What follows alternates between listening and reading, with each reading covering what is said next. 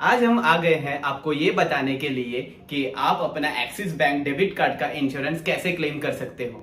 So let's begin with general exclusion, मतलब कौन कौन ये इंश्योरेंस अवेल नहीं कर सकता है। आप अगर कोई भी इलीगल एक्टिविटी में इंक्लूडेड हो देन ये इंश्योरेंस आप नहीं क्लेम कर सकते।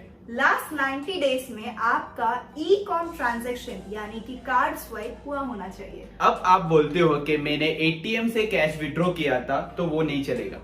अब बात आती है एलिजिबिलिटी की। जैसे हमने कहा आपको एक्सीडेंट से 90 डेज पहले एटलीस्ट एक ट्रांजैक्शन हुआ होना चाहिए। एक्सीडेंट के बाद 20 दिन के अंदर अंदर आपको बैंक को इंटीमेट करना रहेगा। या तो आप कॉल सेंटर जा सकते हो या कोई नियरेस्ट एक्सिस बैंक ब्रांच में। इंसिडेंट के 50 डेज के अंदर ही आपको रिक्वायर्ड डॉक्यूमेंट सबमिट करना रहेगा। और हाँ, अगर आपने हमारा प्रीवियस वीडियो मिस किया है जिसमें हमने एक्सिस बैंक के डेबिट कार्ड बेनिफिट के बारे में बताया है तो हम उसका लिंक नीचे डिस्क्रिप्शन बॉक्स में और आई बटन में दे देते हैं। इस वीडियो के बाद वो भी जरूर देखना। अब इसके लिए रिक्वायर्ड डॉक्यूमेंट्स कौन से हैं? फर्स्ट, ओरिजिनल क्लेम फॉर्म जो आपको फिल करके साइन करके सबमिट करना है। Second, original death certificate. अब थर्ड नंबर पे आता है list of notarised document. Number 1, attested FIR और attested panchnama. 2, translated copy of FIR. 3, postmortem report. 4, attested postmortem report. 5th, viscera report जिसमें आता है कॉज ऑफ डेथ। ये सारे डॉक्यूमेंट्स जो हमने बताए वो सारे हैं मैंडेटरी डॉक्यूमेंट्स।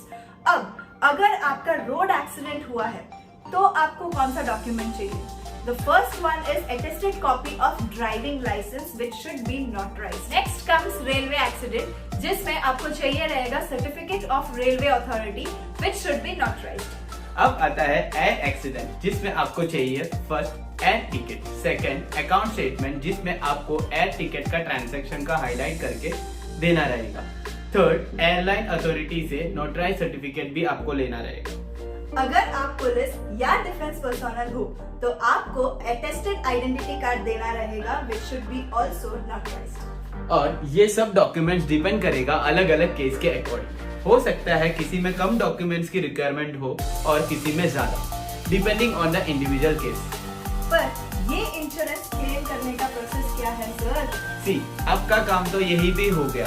अब आपने सारे डॉक्यूमेंट्स अरेंज कर लिए हैं, देन आपको बस अब ये सब डॉक्यूमेंट सबमिट करने होंगे अपने बैंक में, बिकॉज आगे के प्रोसेस अब वो लोग करेंगे। We hope we helped you a bit.